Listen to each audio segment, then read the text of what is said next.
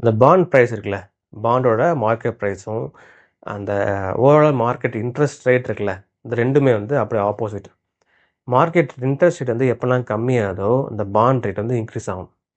இது ஏன் நம்ம தெரிஞ்சுக்கணும் அப்படின்னா நான் சொல்கிறேன். இந்த கூப்பன் ரேட் இருக்குல்ல, இந்த கூப்பன் ரேட் வந்து எப்படி ஃபிக்ஸ் பண்ணுறாங்க அப்படின்னா சென்ட்ரல் பேங்க் எடுக்கிற ஆக்ஷன்ஸ்னால தான். அந்த ரெப்போ ரேட் வந்து எதை பொறுத்து இருக்கோ அதை பொறுத்து வந்து ஒவ்வொரு ரேட்டாக ஃபிக்ஸ் பண்ணுவாங்க. ஸோ இந்த ரெப்போ ரேட் வந்து இப்போதைக்கு 5.25% இருக்குது. இப்போ நீங்கள் வாங்குற அந்த கூப்பன் ரேட் வந்து உதாரணத்துக்கு நீங்கள் ஒரு 10,000 ஒரு பாண்டு வாங்குறீங்க. அந்த கூப்பன் ரேட் வந்து 10%, அதாவது 10% இருக்குது அப்படின்னா வருஷத்துக்கு ஒரு 1000 கிடைக்கிற மாதிரி நீங்கள் இன்வெஸ்ட்மெண்ட் பண்ணிக்கோங்க. ஓகேவா?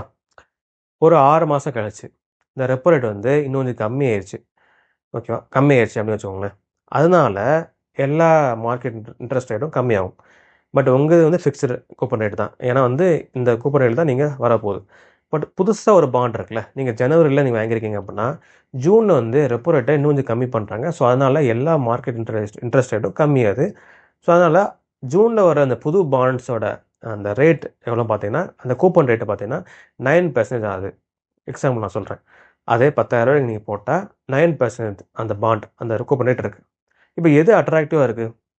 நான் வாங்கின பாண்டு தான் அட்ராக்டிவாக இருக்குது. நான் வந்து ஜனவரியில் ஒரு 10% கூப்பன் ரேட்டை கொடுத்து ஒரு 10,000 பாண்ட் வாங்கியிருக்கேன். எனக்கு வந்து ஒரு 1000 கிட்ட வரும் வருஷத்துக்கு. பட் ஜூன் மாதம் ஒருத்தர் வாங்கியிருக்காங்க அப்படின்னா அந்த பாண்டோட ரிட்டர்ன் வந்து எவ்வளோ பார்த்தீங்கன்னா 900 தான் வருது. ஸோ ரொம்ப அட்ராக்டிவ் இல்லை.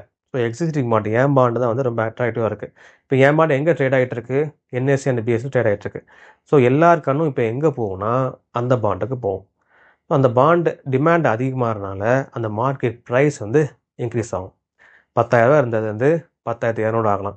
எது வரைக்கும் போகும் அப்படின்னா எனக்கு வர ரிட்டனும் அந்த 9% மூலமாக வர ரிட்டன் ரெண்டுமே ஈக்குவலாக வரைக்கும் இந்த பாண்டு விலை வந்து இன்க்ரீஸ் ஆகிட்டே இருக்கும்.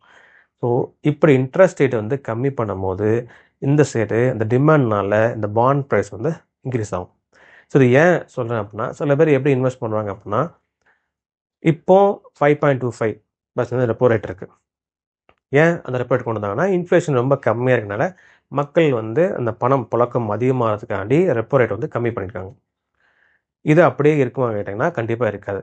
நாளடைவில் என்ன ஆகும்னா பணம் வீக்கம் இன்க்ரீஸ் ஆகிறதுனால அடுத்து திருப்பி எங்கே கொண்டு போவாங்கன்னா 5.75க்கு கொண்டு போவாங்க.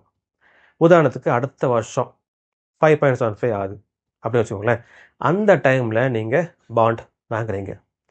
ஸோ கண்டிப்பாக 5.75% தான் இருக்காது. ஏன்னா வந்து நம்ம வளர்ந்துட்டுருக்க ஒரு நாடு, கரெக்டாக மெயின்டைன் பண்ணிகிட்ருக்கோம். ஸோ ரொம்ப